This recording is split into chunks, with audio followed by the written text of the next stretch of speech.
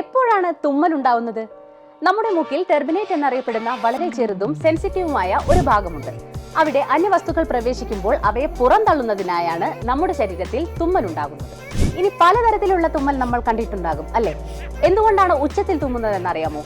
ഒരാളുടെ ശ്വാസകോശത്തിന്റെ ശേഷിയെ അടിസ്ഥാനമാക്കിയാണ് തുമ്മലിന്റെ ശബ്ദം വ്യത്യാസപ്പെട്ടിരിക്കുന്നത്. പുരുഷന്മാരുടെ ശ്വാസകോശം സ്ത്രീകളുടെ ശ്വാസകോശത്തേക്കാൾ ശേഷി കൂടുതലുള്ളതാണ്. അതുകൊണ്ട് തന്നെ പുരുഷന്മാർ തുമ്മുമ്പോൾ അല്പം ശബ്ദം കൂടും.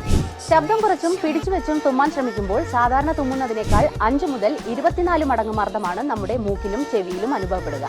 ഇത് മൂക്കിന്റെയും ചെവിയുടെയും ഭാഗങ്ങൾക്ക് കേടുപാടുകൾ സംഭവിക്കുന്നതിന് കാരണമാകും. അതുകൊണ്ട് ഇനി മുതൽ തുമ്മൽ വന്നാൽ അടക്കി പിടിക്കേണ്ടതില്ല, സ്വാഭാവികമായി തന്നെ തുമ്മിക്കോളൂ. പക്ഷേ ഹെർണിയ ഉള്ളവർ അല്പം ശ്രദ്ധിക്കുക. ശക്തമായി തുമ്മുമ്പോൾ വയറിലേക്ക് മർദ്ദം വരാൻ സാധ്യതയുണ്ട്.